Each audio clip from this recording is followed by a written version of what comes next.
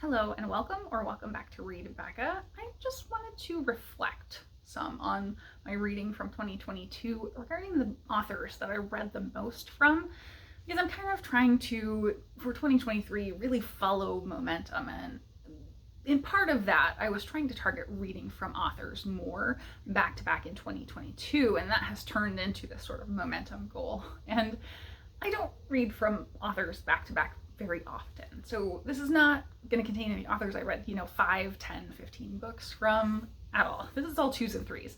And that's rare for me. Usually I will, pick up a book from an author and be done and move along because there's just so much to read. But I'm trying to follow that momentum by, very often if I have a book by an author and that author has a new book coming out, I will just say, oh, well, I need to get to the book that I have already and then not get to either the book I have or the new book.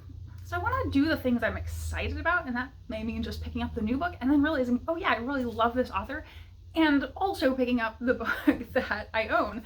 So things like that, or following series back to back. I've done that for pretty much the first time, really significantly, this past year. That was a pretty rare occurrence for me. So let's talk through what I read in terms of these authors, what I found I really liked about these authors that I read multiple books from, and whether I want to continue reading multiple books from them, really, or try out other books they have in their backlist. So I think one of the most exciting things is that most of these authors were new to me. I tried out a lot of new authors and then followed along with more of their books to see how I liked their writing, or I was really excited about their writing. So the first kind of new to me author that I read 2 books from was Darcy Little Badger. I read both Snake Falls to Earth and Elatsoe, and I enjoyed them both a lot. These are both kind of YA.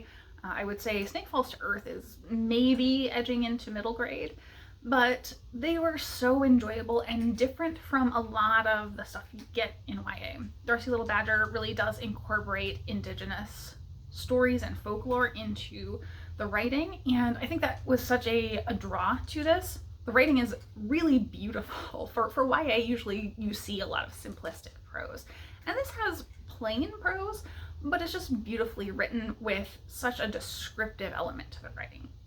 So I would absolutely read more from Darcy Little Badger. I would love to see an adult novel come out. So yeah, looking forward to what else comes out from Darcy Little Badger, because I think these are the only 2 works that are out. Then I have multiple romance authors that I read a couple of books from. So the first is Jackie Lau. Shannon from That's So Poe has really been raving about all of Jackie Lau's back catalog, and I think most of it may have been self-published before and just got picked up with some of those very popular cartoony covers this past year. And I read both of the new books that are in the cartoony covers with the Donut Fall in Love series, I guess Donut Fall in Love and the Stand-Up Groomsmen. And I enjoyed both, but the second Stand-Up Groomsmen, I didn't actually like the romance. I didn't like the couple that were getting together. However, both the first book and the second book really sold me on Jackie Lau's writing. Lau's writing really is very character focused, and that's what you need with a romance. So descriptive, there's so much food, and I think that the food writing is really something that carries through a lot of Lau's work. Lau is a Canadian author, and that plays prominently in both of the books that I read, and from what I know about the previous books that Lau has out, it's very prominent. The setting and sense of place is really there. So I just felt very immersed. As well, Lau does not shy away from tackling harder elements. All of the characters in these books really have a lot that they're dealing with personally. They have a true backstory, and these are also centering Asian characters, so Asian American, Asian Canadian characters, and that lived experience and the centering of cultural pressures is a really big element to these stories. So I just appreciated the layered elements to Lau's storytelling. So I definitely would pick up more from Jackie Lau. Then I read 2 books from Erica Ridley's Wild Winchester series. One novel, The Perks of Loving a Wallflower, and one of the heist crew novellas that are kind of asides from this series and don't contain an actual romantic plot. So these are so fun and charming. They're Regency historical romances, but kind of in the same updated fashion as like the Bridgerton's TV series, where we have a very progressive setup and people of color and LGBTQ characters are present and significant to the story and really well handled, though it acknowledges the society at the time that's not acceptable. So it does have a true historical without, completely fantasizing it. But we're following such charming characters who are sort of con men almost.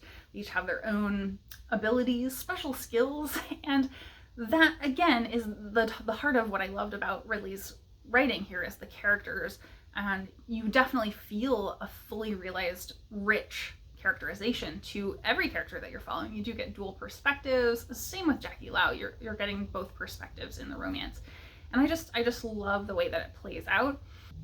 Ridley has really chosen to center the story around the interconnectedness of these people, the new friendships and family that they make over the course of these stories. And I just love that. The heist novella is maybe forgettable, but it's great fun. It's almost a one-shot little story of them getting into an adventure, and that's about it. And it kind of builds the characters for you. And I love that was what was chosen as the option for a novella in this world, rather than throwing in more romance or trying to make it a steamy short story. Usually short stories don't work out as well with romance because it's really hard to build the characters enough to do that. So these are supplements, I think, to the romance, and they do a really, really good job. So Ridley is definitely someone I will be reading from again because I already have all the rest of the novellas in this series. Next we have Kimberly Lemming, who kind of swept Kindle Unlimited popularity and I think TikTok. I'm not on TikTok, but the Mead Mishaps series, which is this comedic high fantasy, very steamy romance. And it's just a good time. I think I was finally pushed over into actually picking it up, though, by Bookworm Dreams and Happy for Now. They both really sold me on the actual characterization being there, and it really is. It's comedic, it's high fantasy, it's romance, it's got a lot of spice to it, but it's so fun and you get behind the characters. The relationships are there. They're goofy and they actually have a good time with each other, and that's something that I find missing a lot in many modern romances where people have a backstory and they've been through hard things, and it often can be too serious all the time. I felt like this captured the sense of having a fun, playful relationship so very well in both the novel, That Time I Got Drunk and Saved a Demon, and the novella, Mistletoe. And I have all of the novellas that remain in this series left, and I think there's one more novel as well that I need to get to. So I definitely will be getting back to Kimberly Lemming's writing. Then moving more toward fantasy, I read 2 of Shannon McGuire's books from the Wayward Children series. And this is sort of a standby series that I can rely on to have 1 or 2 books coming out per year, and even the not as good ones are still good. They're still worth reading for me. McGuire's prose doesn't really stand out that much. It's very window pane prose, so there's not really anything special from the prose perspective, but they're really unique in the execution of these different portal worlds every time we're in a story. So I like the innovation and invention that McGuire comes up with for these stories. As well, we get such unique characters who have really difficult backstories. All of these kids went to portal worlds for reasons because things were hard, and she manages to pack in these very short novellas really heavy themes, and so I think that's very, very well done. So I haven't read any other series from McGuire, and that's something I think maybe I need to rectify, because maybe a full-length novel would give some more room to breathe to the storytelling, and I would potentially enjoy that more. So I know McGuire has a couple of really popular urban fantasy series that I am interested in getting into, so I may try to do that this year in 2023. Next, I read 2 things from Adrian Tchaikovsky. But I swear I could probably read 10 books a year from him and not keep up with his output. He puts out so many new things. So these were, I think at the time, the last 2 things that he had out, and that's Elder Race and Ogres, which are both novella length. They're both sci-fi and fantasy to some degree. And I loved that aspect of it. Tchaikovsky's writing is really thought-provoking and philosophical, but it also has a real plot. Both of these kind of pull you along with the story, so it's not like it's, you know, dry at any point as far as I'm concerned. These are maybe a little less character focused and more focused on the execution of the book, but I love them from a prose and storytelling perspective. And especially Ogres actually has second person perspective, which is kind of a catnip item for me. When authors choose to do it, they're usually choosing it for a reason. And well, because it's scary to a lot of authors to execute in second person because it's weird. And so when someone chooses to do it and really puts the effort in, you can tell. And I feel like it was so well done there. So I liked both of these very, very much. I think Elder Race was the better of the two for me, but they were both really stellar books that made me want to pick more from Adrian Tchaikovsky. And as I said, he has a massive, massive back catalog of both science fiction and fantasy for me to get to. So I will definitely be diving into more.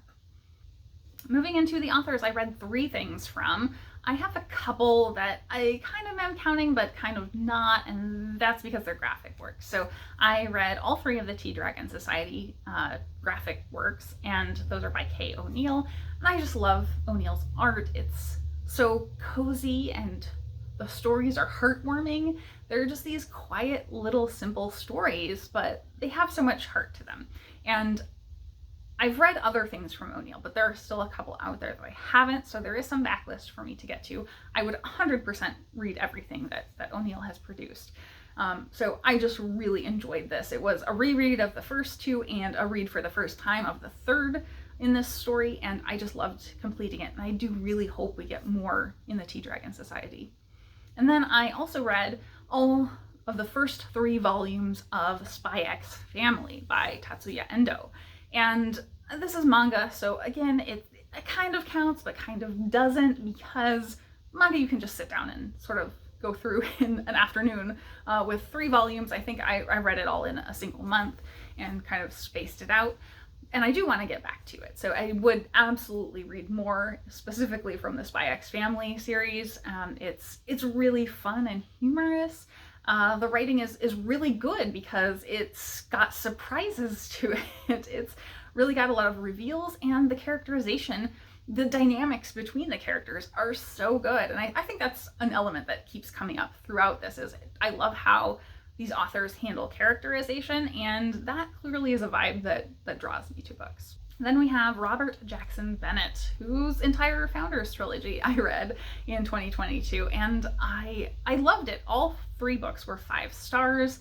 The last one was probably the weakest for me. There was a little bit that could have been edited, but it was just such an innovative, unique story to tell, and I loved that it was on point in terms of the prose. Like, the stylistic elements of the prose were great. The characters, again, such a strength in the characters in this found family heist crew. There is an aspect of the hard magic system to this that's unique. It's something I haven't really seen before, ever. And so that innovation is there. He's really pushing the boundaries of what he can do in terms of world building as well, because we're looking at sort of social and political commentary through the world building that he's doing that applies to us today. So it's not just purely this high action fantasy plot. It's also got a lot of commentary and messaging to it. So I love it. I think it was really firing on all cylinders, and I've not read any of his other work. I've heard Divine Cities is even better, so I definitely want to get to some of his other stuff. Then second to last, I have Catherynne M. Valenti, who is one of my favorite authors. So this was dipping back into somebody's long backlist that they have, and I read Palimpsest, Six Gun Snow White, and The Past is Red by Valenti, and I enjoyed all of them. They were all great. I think the lowest, they were about 4 to 4.5 stars. Palimpsest was by far my favorite. Valenti has this really lyrical, very stylized prose, and so not everyone gets along with her prose, and you know, that's the big divisive element about her writing. But Palimpsest, it feels like this weird, magical, realist portal fantasy setup with this lyrical prose, it just meshes together perfectly into a wonderful story. So it's very strange, but I loved it. The other two were a little more straightforward. Six Gun Snow White was a historical fantasy sort of story, taking a Western update to Snow White's tale. And I think she's done some fairy tale folklore type integration in other books that I've read, and this one was just a fantastic execution of that. I really loved that aspect of it. And Past is Red is straight up dystopian sci-fi. And so yet another new sort of way of telling a story, but it's clearly got her flavor to it all throughout this. Past is Red is very full of commentary and messaging, but it's really intimate to a single character for the most part. And yeah, so it goes back to that character focus that I love. So Valenti is someone I want to read the whole backlist of. I have a handful of books remaining at this point to get to, and I definitely will. And lastly was T. Kingfisher / Ursula Vernon, who has really taken BookTube by storm this past year. And fortunately for me, she's someone I already had read quite a bit from, but she has a big backlist as well. So this was, again, me dipping into the back catalog of a very prolific author. I read Sword Heart, I read Giant Trouble, which is the fourth in the Hamster Princess series, and I read her new work, Nettle and Bone, as well. So I've loved everything I've read by T. Kingfisher. And again, I'm going to hammer on the characterization. She always has these really cozy vibes to her stories, even when they're dark, because she manages to focus in on the characters, on their connectedness and support of each other. Even in her horror novels, she manages to accomplish that. So I think I love that aspect of it, that she does have these plotty stories, even in her children's books. Like I said, I've read Hamster Princess, but she centers the characters and the heart there. So she is definitely a favorite author of all time. She's someone who is very prolific. She has 2 pseudonyms and is constantly publishing multiple works a year. So I will be trying to keep up. I know I'm already behind, I think, 2 books, and I've got to hold on another one. So we will be on a continuous loop of T. Kingfisher's work until she stops outputting all of these wonderful, wonderful books. So what does this all tell me in terms of what I've discovered of reading these authors? Obviously, character is like my number one vibe. That is something that I wouldn't have really described before as something I tap into massively, but I think I do. I also very much like kind of stylized and not window pane prose, because several of these authors really do stylistic things that are really different. And so I think that, again, I'm not looking for really plain, simplistic prose for the most part. So I think those are my 2 big takeaways. In terms of what I'm going to do going forward, I do want to follow that momentum. I want to get to authors' series back to back more often and keep rolling forward with those, being excited about those. I do want to dive into some authors that I know I love and have enjoyed before, and I haven't dived into their back catalog as much as I could. So I know on my list to get to is Sarah Gailey. I've loved all of their work that I've read. I think about half of the books that are available, and there's another 3 that are out, I think, currently. So I want to be getting to those very soon. So that's one author that is on my radar to get to. And then, of course, getting into new authors. If I discover they have a backlist, I want to dive in and really go into the authors that I'm enjoying as I'm in the moment of being excited about them. So I know I just read Other Birds by Sarah Addison Allen, and she's got several past books. So I really want to dive into some of that past work and really see if that holds up to the book I just read. And if so, I may have a new favorite author, right? So that's what I am taking away from reflecting on and rambling on these authors that I read multiple works from, and what I'm going to take away and adapt into my reading going forward. So hopefully you also got something out of that, and if not, thank you so much for watching.